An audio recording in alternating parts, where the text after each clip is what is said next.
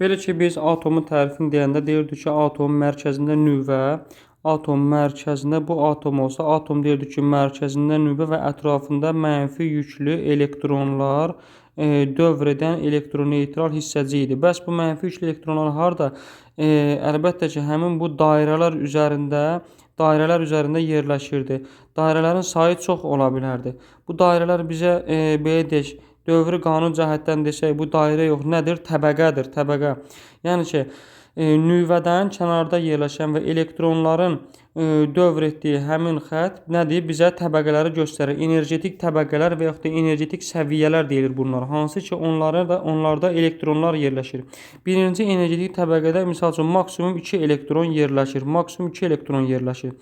İkinci energetik təbəqədə isə maksimum 8 elektron, üçüncüdə 18 elektron və s. Deməli, energetik təbəqələr nə hərfi ilə işarə olunurdu? Kiçik N hərfi ilə işarə olunur energetik təbəqələr. Energetik təbəqə.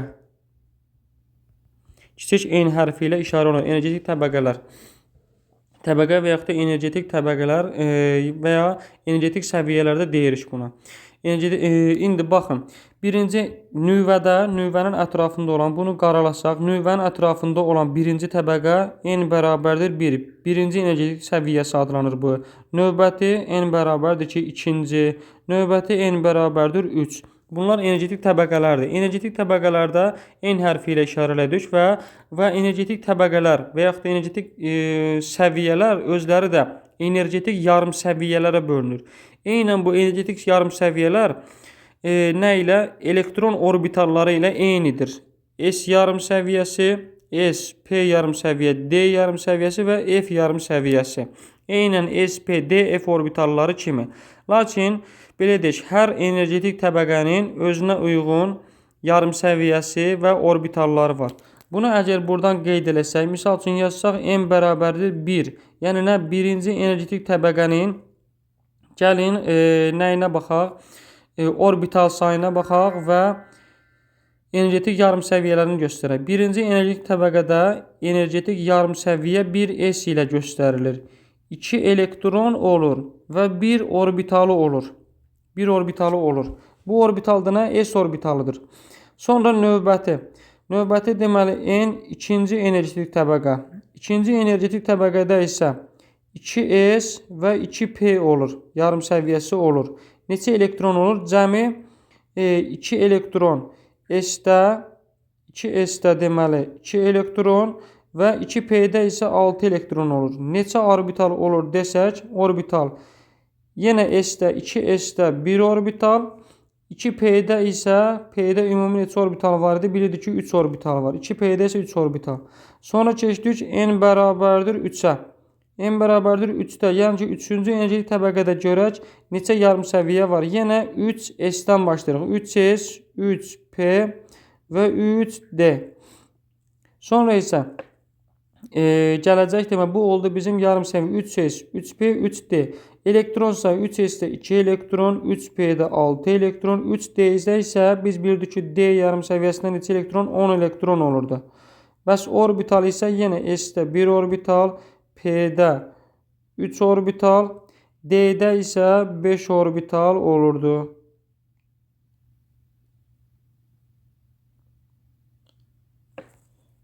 Bəli, 5 orbital. Dördüncü energetik təbəqədə isə N bərabərdir 4. Yazsaq, dördüncü energetik təbəqə.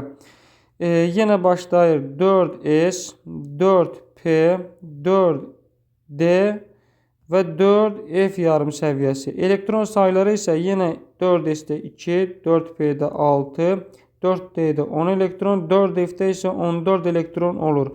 Orbital sayı 4S-də 1 orbital, 4P-də 3 orbital demişdik. 4D-də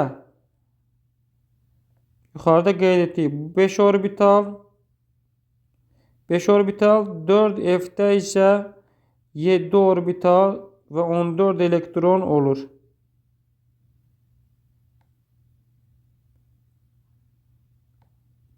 Altı və 7 orbital. Bu bizim nə oldu? Bu oldu təbəqələrimiz. Təbəqələrdə yerləşən yarım səviyyələr SP, D, F yarım səviyyəsi və onların hərəsinin özlüyündə olan nə? Elektron.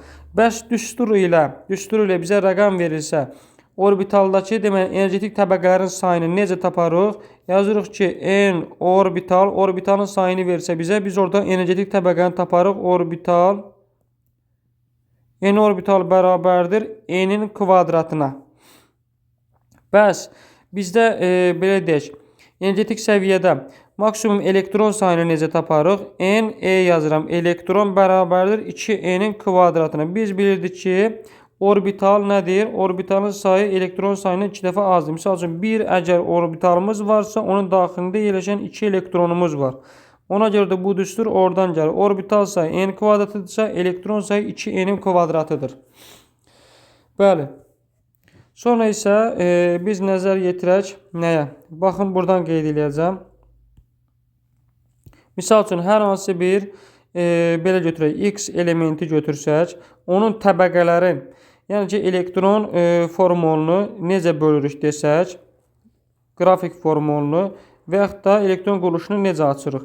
Əvvəlcə X yazdıq, bu onun birinci təbəqəsi oldu. N bərabərdir birinci təbəqə. Birinci təbəqə deyir ki, 2 elektron olur maksimum. N bərabərdir, çəkdiyim ikinci təbəqənin n bərabərdir 2. İkinci təbəqədə 8 elektron. Baxın, burada 2 elektron plus 6 elektron. Elədir, 8 elektron buradadır.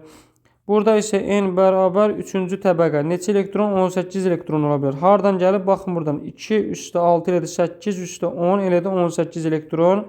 Və nəhayət 4-cü təbəqə 2, 6, 8 üstə 10,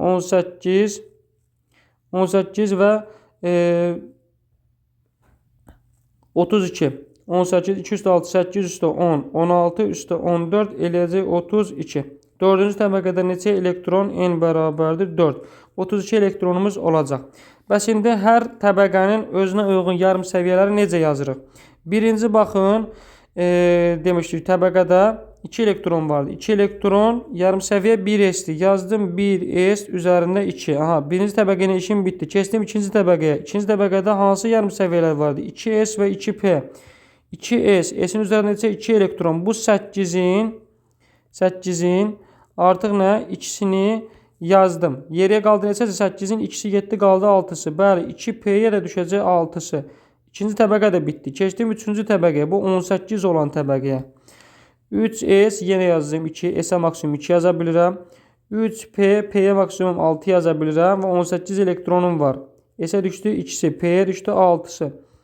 3d, d'yə düşdü neçəsi? 18, 8'ini yazmışam, qalıb 10'u. D'yə də maksimum neçə yaza bilirdim? 10 yaza bilirdim. Bəli, artıq 3-cü təbəqə ilə də işim qutardı. 3s, 3b, 3d'ni də yazdım. 4-cü keçir ki, nəhayət neçə? 4-cüyə.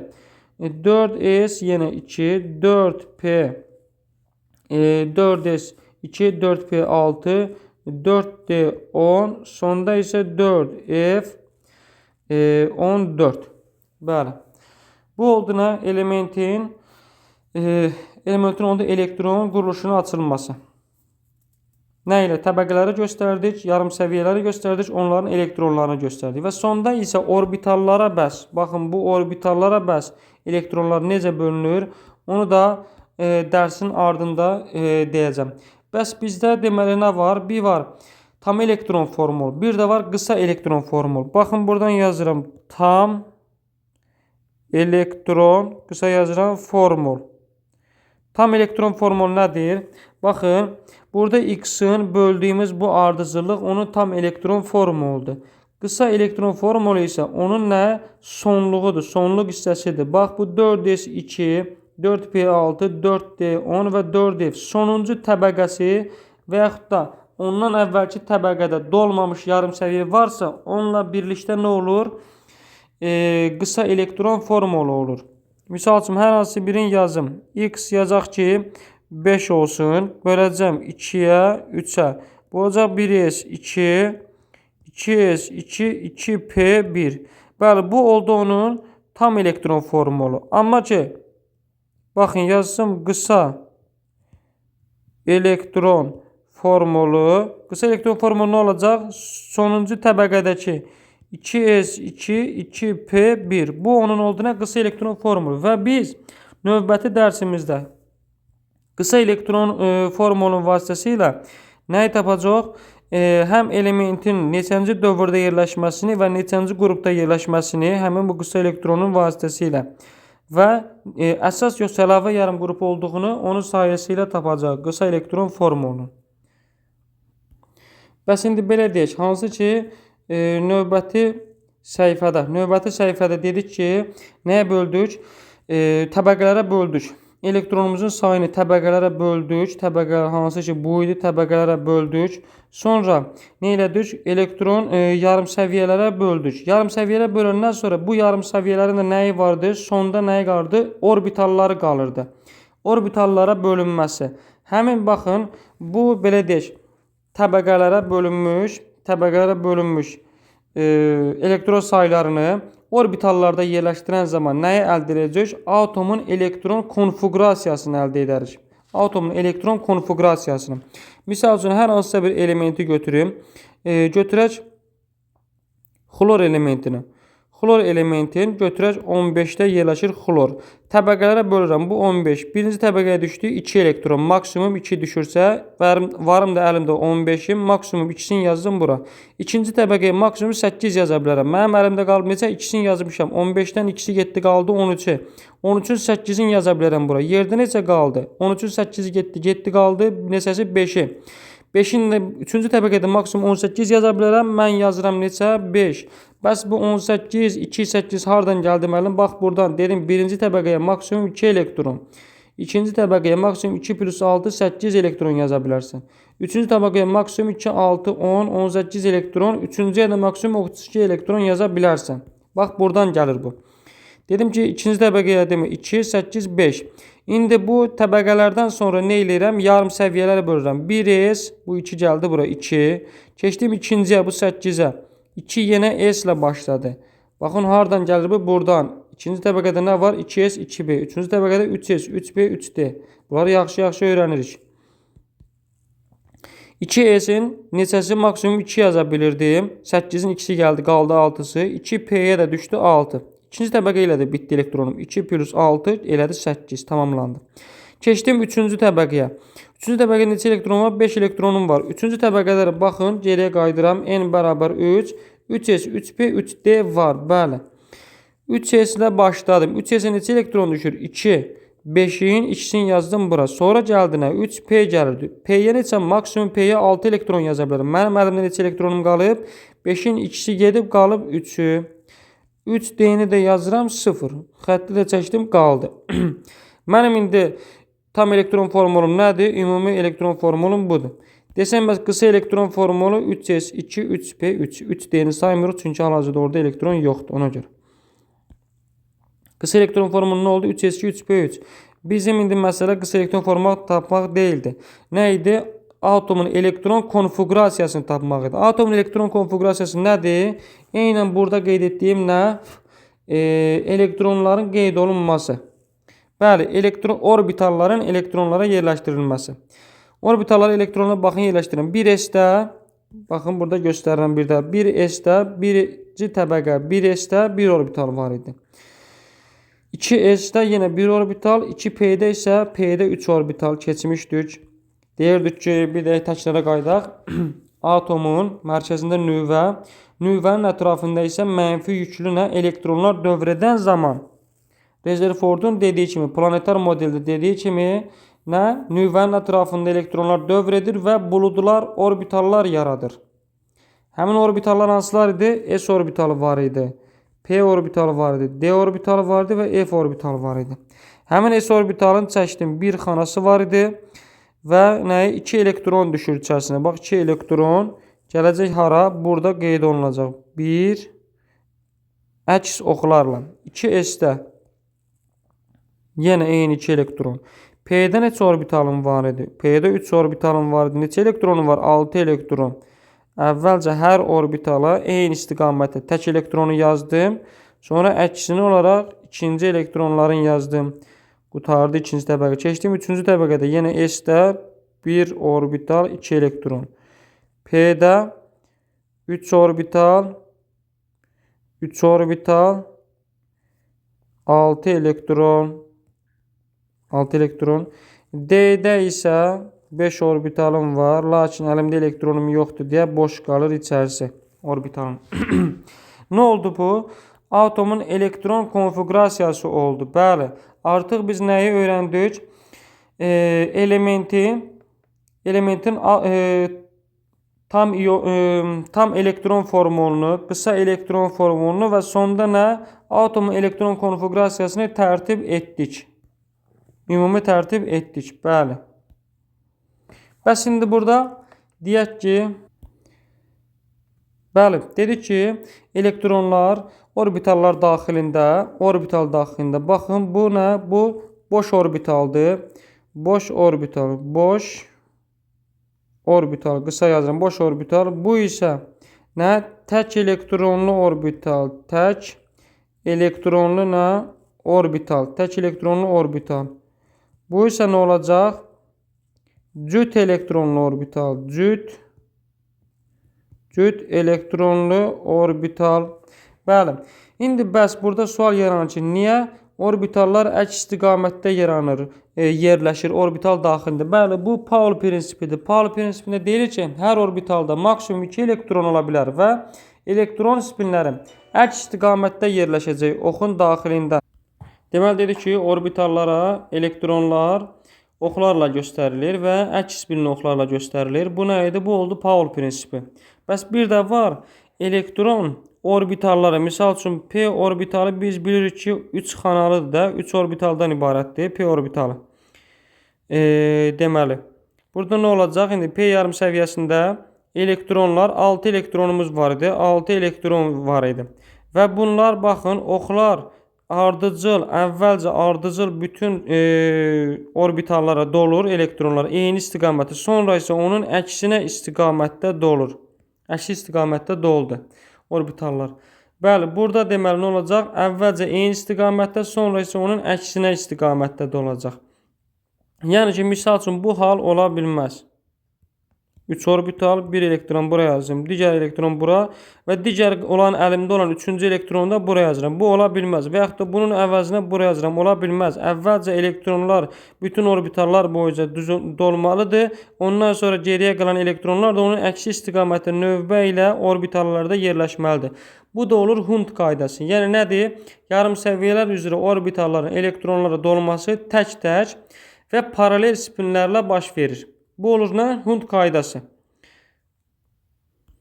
Deməli, bəli, qayda olaraq bu qədər və 1-2 və belə deyək. 2 dənə də kənara çıxmamız var. Onu da deyəcəm. Amma ondan əvvəl bir sıra 1 və yaxud da 2 elementin və yaxud da element deməyək, hər hansısa bir X maddəsi götürək. Onun protonunun sayını qeyd edək. Misal üçün olsun 18. Təbəqələrə bölək 2. 18-in 2-si 7, qaldı 16-sı. Düşdü ikinci təbəqəyə maksimum 8 və yerdə qaldı 10. Üçüncü təbəqəyə maksimum 18 yaza bilirdim. 10 var əlimdə, yazdım 10. Bu 2, 8, 10. Nə olacaq? İndi təbəqələrə böləndən sonra keçirəm nəyə? Yarım səviyyələrdə yerləşməyə. 1s2. Keçdim ikinciyə. 2s2, 2p6. Nə oldu? 2s, 2p6. Bax, yenə də deyirəm. İkinci təbəqədə 2s, 2p yazdım. Və S-ə bu 8-in 2-si gəldi. P-yə geriyə qalan 6-sı gəldi. Keçdim 3-cüyə. 3-cüdə 3S, yenə 10-un 2-sini yazdım bura. 3P, 10-un 2-si getdi. Qaldı 8-i. 8-in maksimum 6-sını yaza bilərəm 3P-yə. Sonra yazıram 3D. Keçirəm 3D-ni doldura bilmərəm. 3D-dən əvvəl 4S dolmalıdır. Nəyə görə?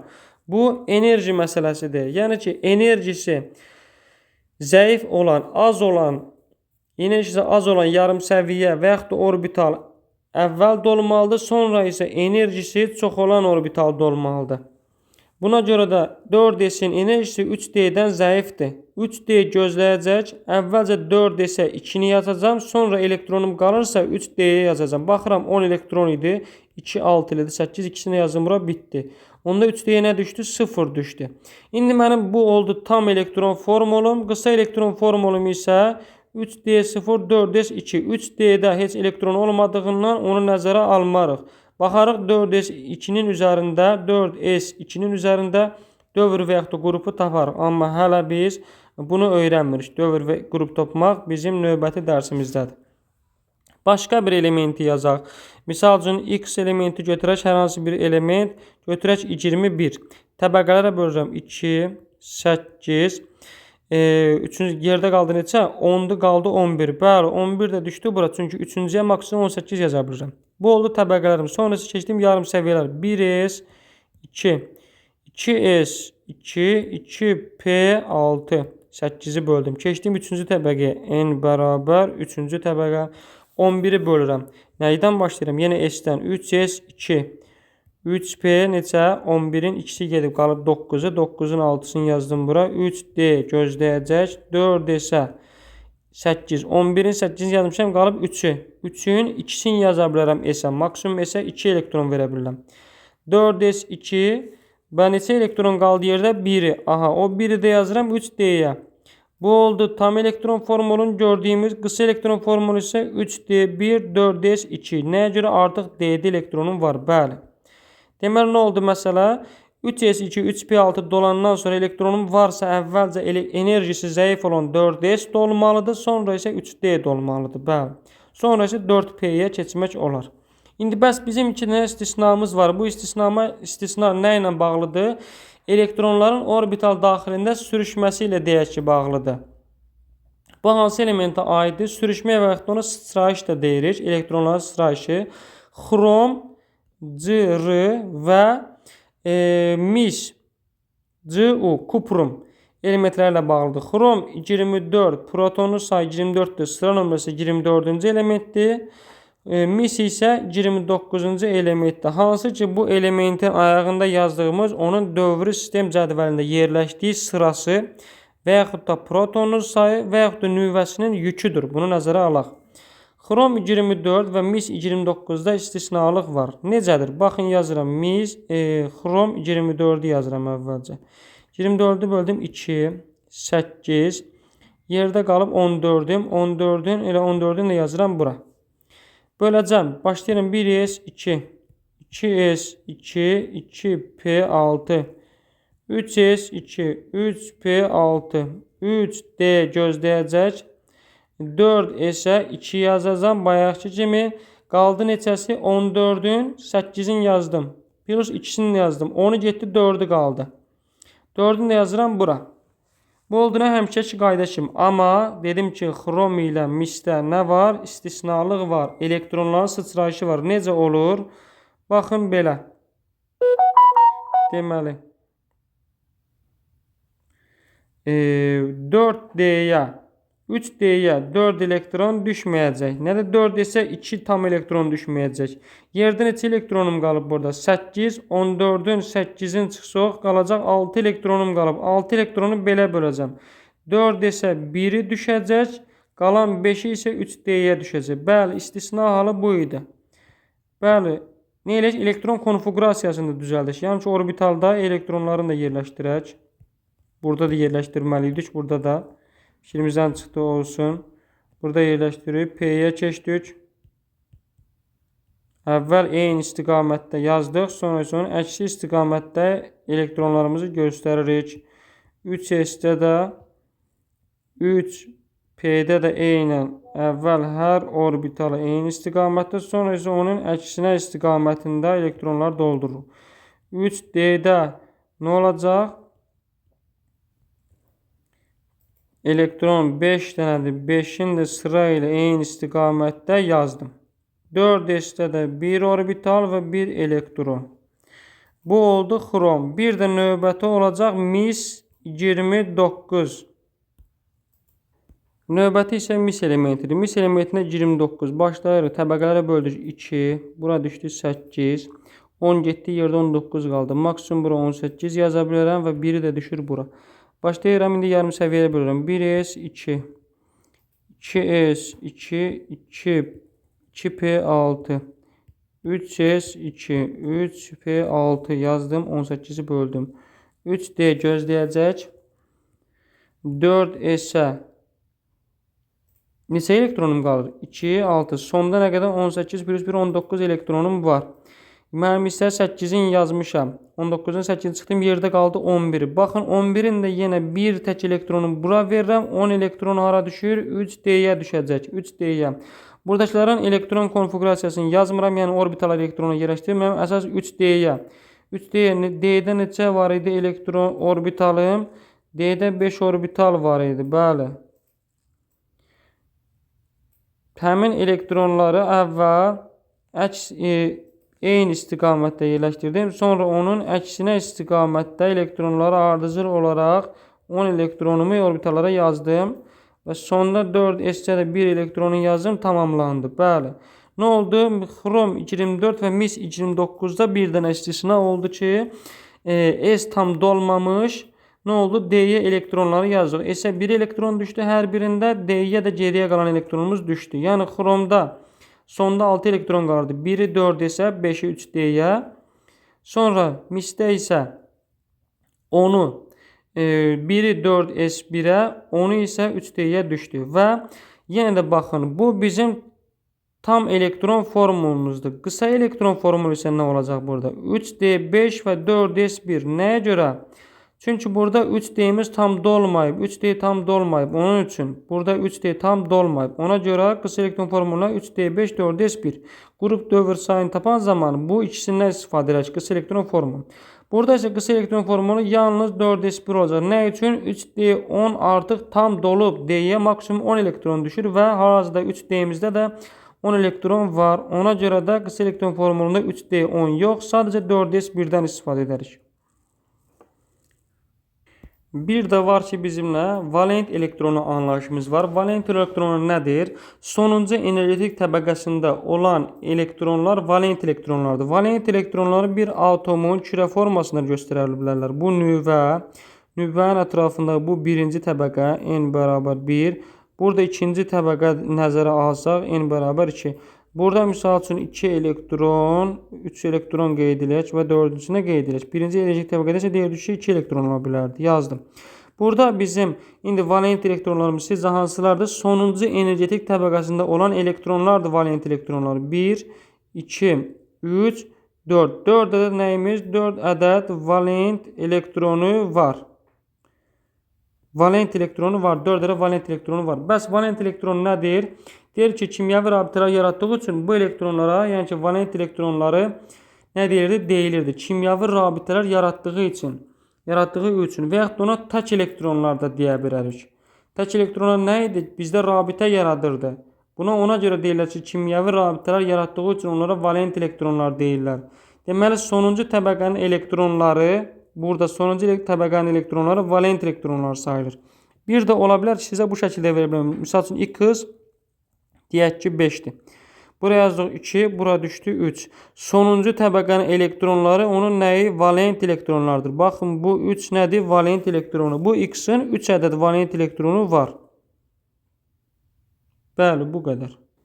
Və bir də onu qeyd edim ki, biz demişdik ki, dövr sistem cədvəlində 7 dövr, 8 qrup var və hər qrupun özünə uyğun qısa elektron formulu var.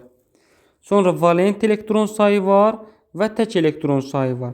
Bunu qısa olaraq burada qeyd edəcəm. Baxın, birinci A qrupunun qısa elektron formulu nə olacaq? Qısa elektron formulu NS1. Baxın, bu qrup sayı gələcək bura. NS1, S-in üstünə. İkinci A yarım qrupunda NS2. Üçüncü A yarım qrupunda NS2 artıq S-ə 2 elektron yaza bildik. Yerdə 1 elektronumuz qaldı bizim. O hara düşəcək? NP1. Bu oldu nə? Metallar. İlk 3 qrupun deyir ki, əsas yarım qrup elementləri nə idi? Metallar idi. Sonra gələk 4-cü qrupa. 4-cü əsas yarım qrupda nə olacaq? 4-dürsə bunun NS2, ikisi S-ə, NP2, ikisi də P-yə.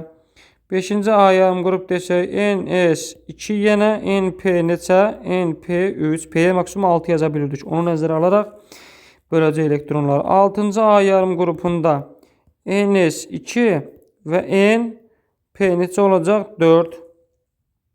Buradan yazıram 7-ci və 8-ci. 7-ci əsas yarım qrupda olacaq NS2 NP5.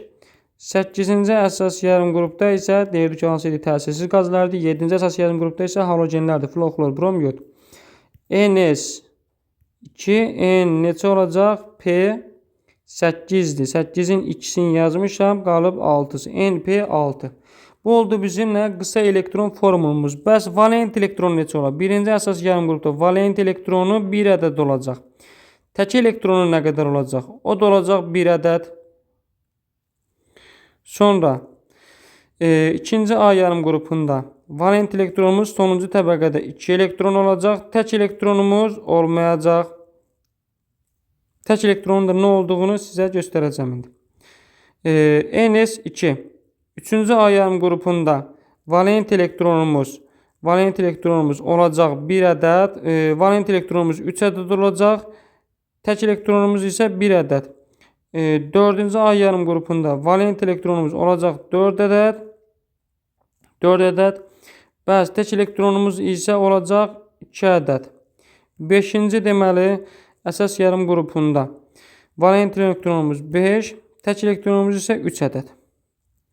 6-cı yarım qrupunda əsas yarım qrupunda valent elektronumuz 6 ədəd. Elektron isə deməli valent elektronumuz 6 ədəd. Tək elektronumuz isə 2 ədəd. 7-də valent elektronu 7, 8-də isə valent elektronu 8. Burada tək elektronumuz 1 ədəd, 8-də isə valent tək elektron 0-dır. Tək elektron hardan gəlir? Uşaqlar, baxın, NS2 NP5-i yazaq. Yazmışıq ki, bir tək elektron var. Gəlin baxaq. NS2 NP5 yazırıq. S-də neçə orbital? 1 orbital var idi. 2 elektron var idi. Və burada qeyd eləmişdim, amma onu silmişəm. Tək elektronlu orbital qeyd eləmişdim ki, bu boş orbital, bu tək elektronlu orbital, bu isə nədir? Cüt elektronlu orbitaldır. Bəli, NS2, sonra nə? NP5, P-də 3 orbital var idi, yazdıq. Və elektronları göstərirəm. 3 elektron, 4-cü elektron və 5-ci elektron. Aha, baxın, burada nə oldu? Bu orbitalın daxilində elektron tək qalıb. Bu nədir? Tək elektrondur bu. Ona görə deyir ki, 7-ci A yarım qrupunda elektronumuzun sayı nədir? Tək elektronumuzun sayı 1-dir. Valent elektronu isə 7-dir. Nəyə görə? Valent elektron deyirdi ki, sonuncu təbəqədə olan elektron sayı. Bəli, dövr daxilində valent elektronun sayı dövr daxilində valent elektronun sayı qrupun nömrəsinə uyğun olacaq. Hər qrupun nömrəsinə uyğun olacaq dövr daxilində. Çünki dövr dəyişmir. Deyirdi ki, bir dövrdə müəyyən sayda valent elektronu ola bilər. Bəli, dərsimiz bu qədər.